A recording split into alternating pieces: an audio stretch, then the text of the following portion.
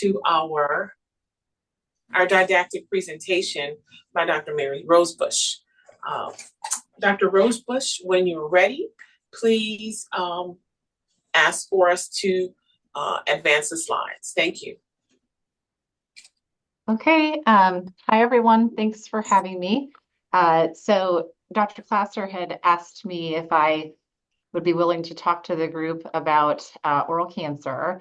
And just as by way of introduction, I'm an oral pathologist, and I think everybody probably knows what that is. It looks like most people here are dentists or hygienists. So, and I'm full-time faculty here at the dental school at LSU. I see, unfortunately, quite a bit of oral cancer just from a under the microscope, because we have a laboratory here where clinicians send us their specimens, and I see they send us pictures a lot of times to accompany those specimens. So I have a lot of examples to show you today of how oral cancer can look. Next slide, please. All right, so first I wanted to start with just some data about oral cancer in the US. So these statistics are a lumping of both oral cavity and oropharyngeal cancer. So this year it's estimated to represent about 3% of all new cancer diagnoses in the US and about 2% of all cancer deaths.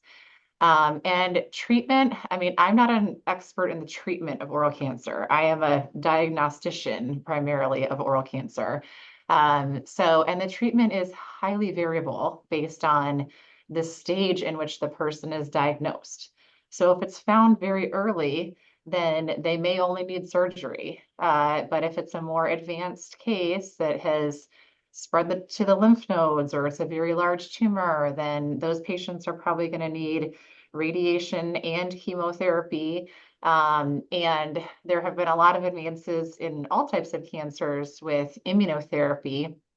And we're being asked more and more often to do certain stains, especially for this protein called PD-L1, which is overexpressed in some cases of not just oral cancer, but other cancers. And if that's determined to be there, then there are some additional drugs like Keytruda, you've probably heard of, that these patients can be given, for to assist with the treatment of their oral cancer.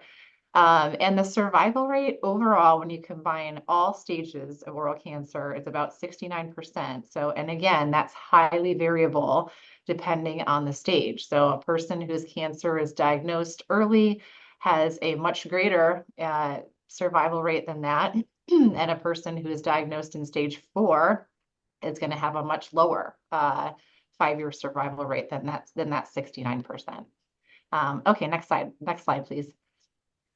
All right, so I'm not going to talk about oropharyngeal cancer today. I'm going to focus on oral cavity cancer. So that's everything, not the back of the throat and base of the tongue. So everything that really we should be able to easily visualize in our patients in the chair.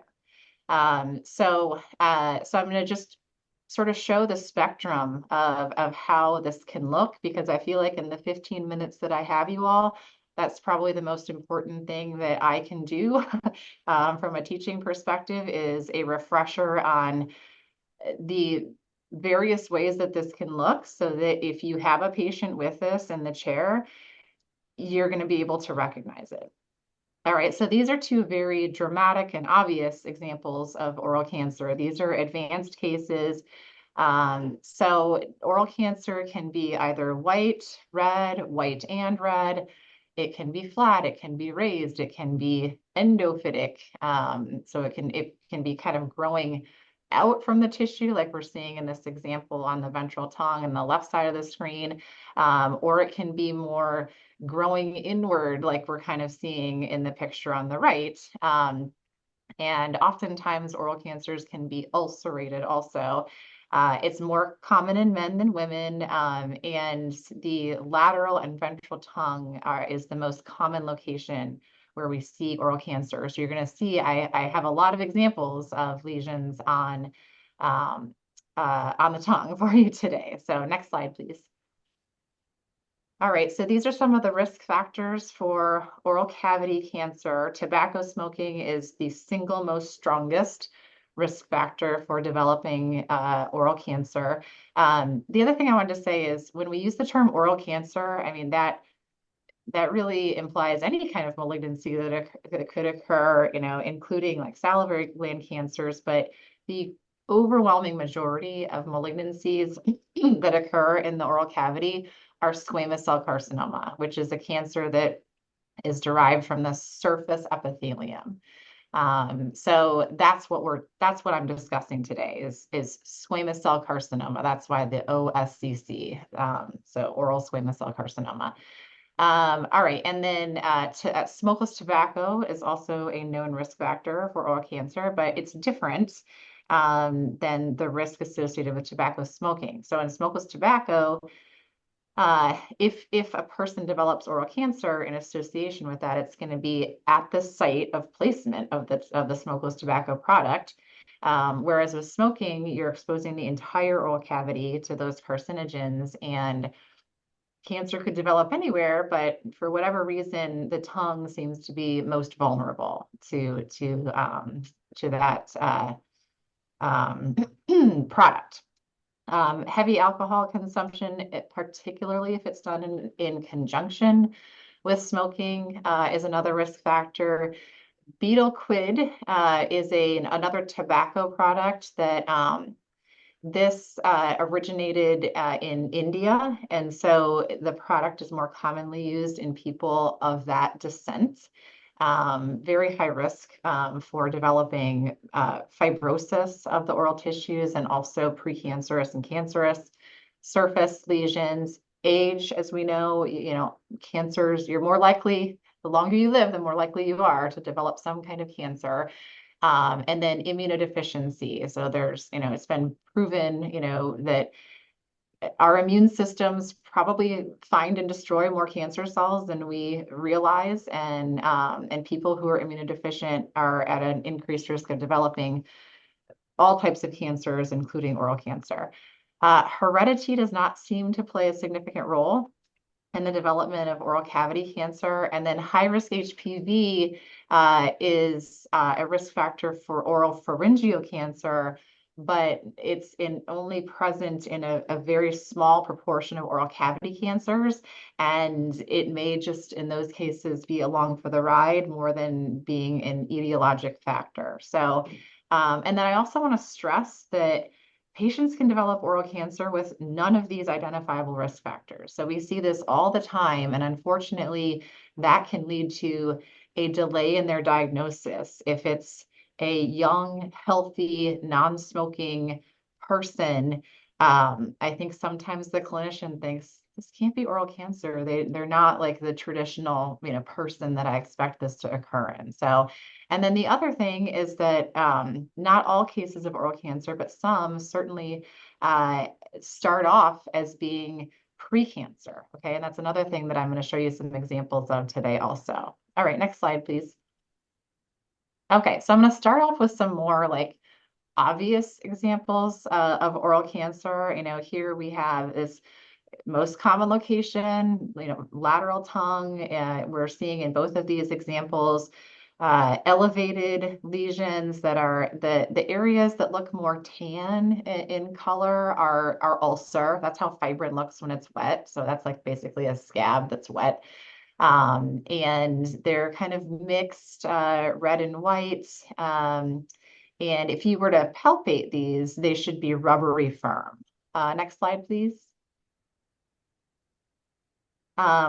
More examples of kind of very just characteristic findings that we can see with oral cancer. You know, again, both of these are in our highest risk locations on the lateral and ventral tongue. We have a exophytic, red, white, ulcerated nodular mass on the left, and on the right, we have a more cratered appearing kind of cobblestoney red ulcerated area. Okay, next. All right, so, but now I'm going to show you some cases of oral cancer that maybe are a little more subtle. And starting with this one, when we look at the anterior gingiva, we're seeing that it looks a little bit elevated. But one of the most characteristic features that I'm seeing here that's worrisome is those little blood vessels. So the formation of new blood vessels we call telangiectasia. Tumors need to do that in order to grow and survive. So whenever you can visibly see those blood vessels overlying a lesion, that is worrisome that it may be malignant. And then this is the CT of um, the same patient showing like just complete through and through destruction of the maxillary alveolus. The buccal and palatal cortex are like completely gone. All right, next slide. Okay, and these I would argue are real foolers. Okay, I would never look at either of these lesions and think immediately that they're cancer. So these are both very non-specific looking ulcers from my perspective. And the surrounding mucosa looks totally normal. But both of these had been present for, well, I know the one on the right had been present for months. I can't quite remember the history of the one on the on the left, but they were non-healing ulcers. And this is where we really harp on the dental students that you got to reevaluate these ulcers in 2 weeks. And if they haven't gotten better, then they need to be biopsied. And both of these were squamous cell carcinoma when they were biopsied. Okay, next slide. Another very subtle example. This is another very non-specific looking ulcer in the floor of the mouth that was biopsied and determined to be oral cancer. Next. Okay, and this is from a local periodontist. You can see that it does seem to be, kind of ulcerated in the center, maybe cratered, kind of pebbly. That's another thing. The texture change is very worrisome, a very worrisome feature in terms of possibly representing cancer. And I'm seeing a little bit of elevation on, kind of the distal aspect. And this was also an example of squamous cell carcinoma. Okay, next slide. And this one too. So it's a high risk clinical location. It kind of has a pebbly surface texture. But I think that there are some people that would look at this and, they're not thinking, cancer. So kind of, I just wanted to show you kind of some more subtle examples of it's not always, they're not always these big dramatic tumors. And this is when we want to find them, when they're much smaller in size. Okay, next slide. All right, so I also want to talk about we not only want to recognize oral cancer if we see it, but we want to recognize precancer. Find it before it becomes cancer. So dysplasia is what I mean when I say precancer, and that those are precancerous alterations to the surface epithelial cells that have not invaded into the underlying connective tissue. So if they invade that basement membrane barrier, that's cancer. But if they're limited to the surface epithelium, we call that dysplasia. And one of my jobs, me and my colleague, Dr. Cordell here, we see slides every day that are dysplasia and sometimes cancer, and we grade that dysplasia based on its severity, like how much of the thickness of the epithelium is involved. And these dysplasias most often intraorally present as a leukoplakia, so a white plaque that can't be wiped off, usually, especially if it has sharply defined borders, very worrisome that it's probably a dysplasia. And I also want to caution you to be judicious about when you use the term leukoplakia, okay? We really want to limit our use of the term leukoplakia to lesions that we think may be dysplasia and need to be biopsied. Okay, next slide. Okay, so these are some examples of leukoplakias.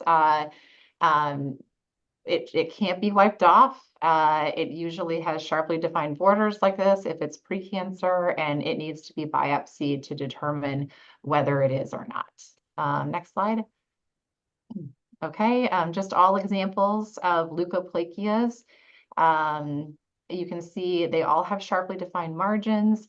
Some have a texture change. I tried to throw in a few examples that were in different locations and not just on tongue and floor of mouth. Okay, next slide. Okay, the patient on the left, I saw here in the clinic, just went down to do we're on call kind of, each day to see patients that, have abnormal lesions identified in their mouths. And so that was a mild dysplasia when it was biopsied. And then this one on the right, Caitlin's one of our former students. She's out in practice now. And this was a busy young mom that had kind of ignored her initial recommendation to get a biopsy, and then came back, and she was kind of more forceful, and thankfully, because this was a superficially invasive squamous cell carcinoma, so thankfully she was able to have just a wide surgery, and not anything more. Okay, next slide. All right, and this very subtle. This was from a periodontist in Baton Rouge who sends us her specimens. So you can see it's more pink than white, but it's a well-defined plaque, and it's in a high-risk location. And this was mild dysplasia when we got the specimen. All right, next slide.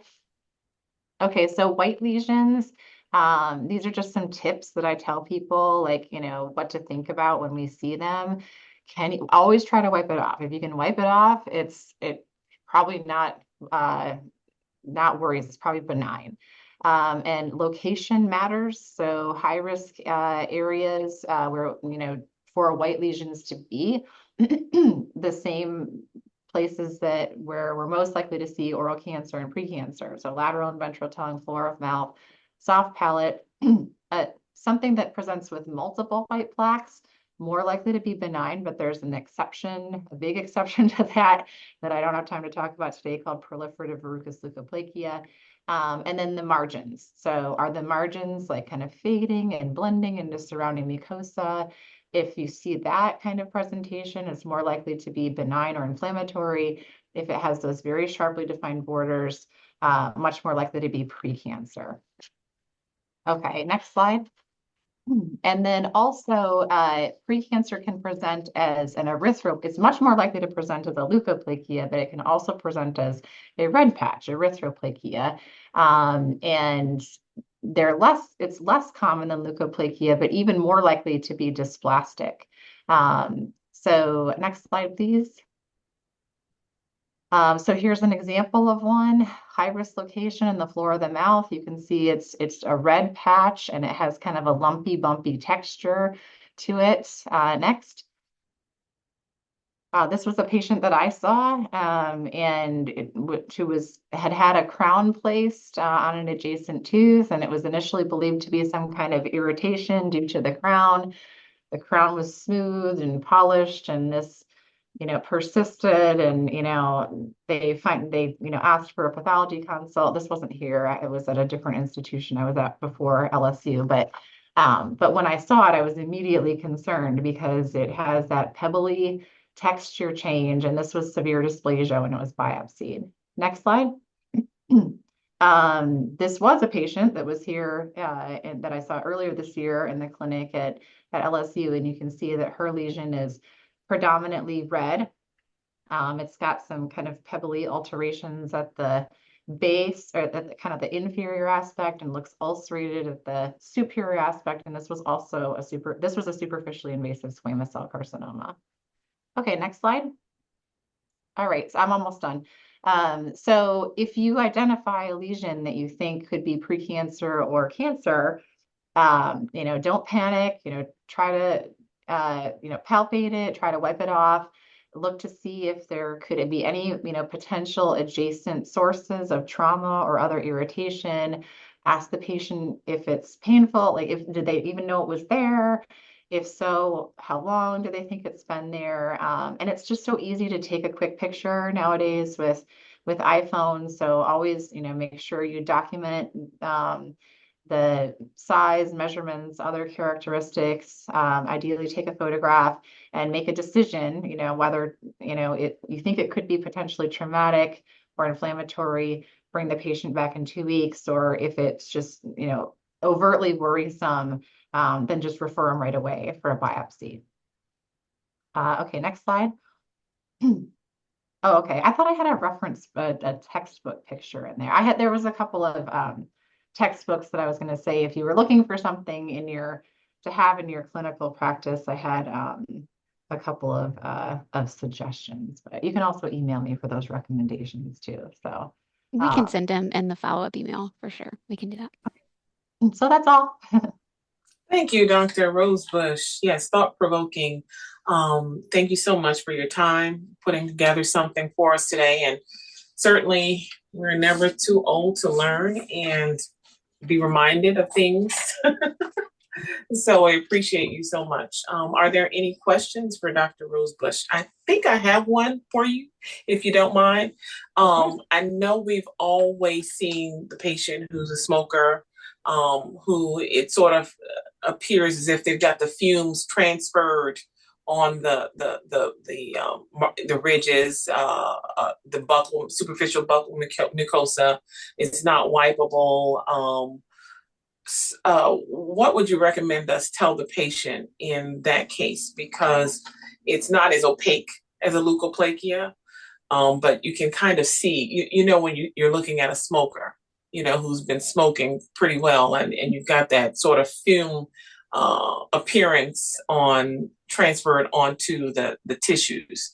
What do you know what I'm speaking? I mean, Are you saying the word fume or film? fume, Fume. Fume, fume. So it looks like the smoke. It's got a Okay, smoke. I think what you're talking about is Mhm, that people who are heavy smokers, mhm. their mucosa tends to get very thickened. Okay, So when keratin. you look at like their palate, it looks really pale, or like Mhm. the keratin layer is just Yeah, thicker on all of yeah. their mucosa Mhm.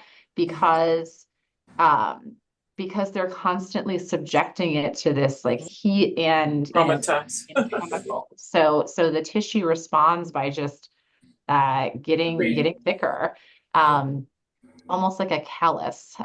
So I mean, if it's generalized, and you don't see like a discrete, Mhm, lesion, mhm. then I I mean, I think you could just tell them, like, I can see changes, Changes. like Yep. alteration of Mhm, your tissue because of your habit. And mhm, it doesn't appear that there are any, overtly like precancerous appearing lesions, but mhm. you're really putting yourself at risk Right. for one developing. And I sometimes also see at the site, maybe because they place the cigarette on the ridge or somewhere in particular, and you can see it slightly heavier. And I've been told that, as someone's working to reduce their smoking, some smoking cessation, that they should relocate the cigarette or whatever the irritant is, as they're working through, cessation. So, Yeah, I haven't I mean with the cigarette there usually isn't any like site specific mhm, lesion.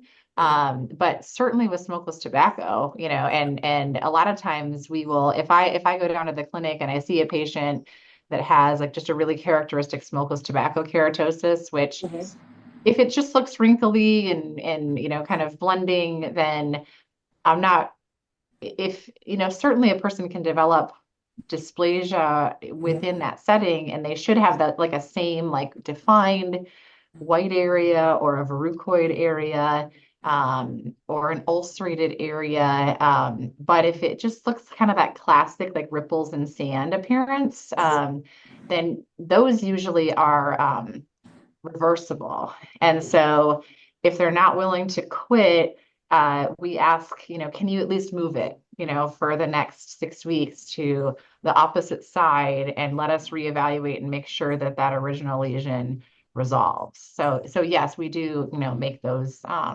recommendations sometimes. it's wonderful. Are there any more questions? Thank you so much. Are there any more questions for Dr. Dr. Rosebush, Yes. in one of your earlier slides, you were discussing risk factors. Any comment, and it's two-pronged, one to do with cannabis use, and then secondly, vaping. Any evidence of those two being risk factors for squamous cell? Okay, vaping. I had a feeling you were going to ask this. I think it's just too early to know. I mean, we obviously know it's extremely dangerous from a respiratory perspective already, but I think that it's the data just isn't, it hasn't been long enough to know how it compares to, other types of um, habits. And then as far as marijuana, do you mean like smoking marijuana? Yeah, yes, yeah. Well, that's been around a lot longer. And it really isn't a strong known factor that I know of. Or maybe just fewer people do it. So then compared to like smoking cigarettes. And so it's just the number of cases, I don't, there isn't a strong association, I guess is the Okay, bottom line. okay. Now with us moving towards more legalization of it, Hmm. are we Yeah, going we down the may. road of tobacco, or not from just a purely oral symptomatic perspective? Hmm. Yeah, I may have a different answer to this question in 20 years.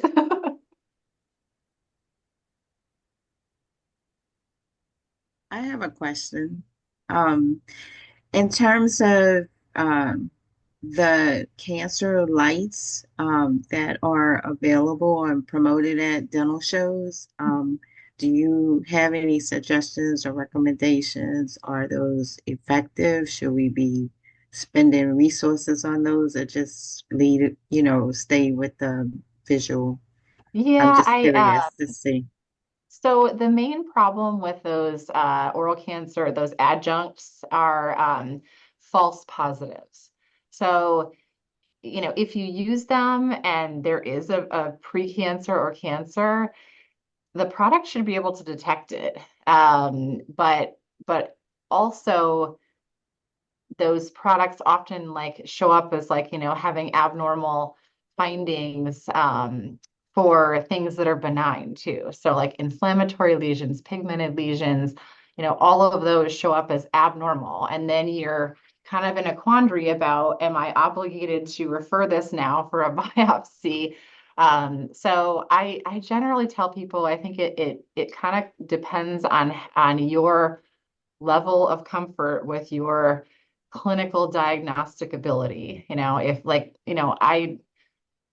I see oral cancer and precancer, every day in the photos that we get along with our biopsy specimens. And so I'm not a person that thinks that that would be useful for me, but I understand that most people don't, only see this every so often, and maybe they prefer to kind of have that extra layer of confidence, that they're not missing anything. So um as far as using it from a screening perspective, there isn't a lot of good support for that.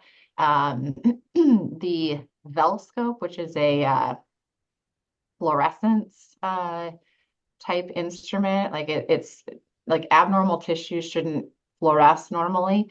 That's been shown to be really beneficial for surgical margin delineation. So sometimes the precancerous change extends beyond um, what is clinically visible. And so there's been some data that is supportive of that. So. Thank you. Thank you for that question. It was a great question. Are there any other questions for Dr. Rosebush?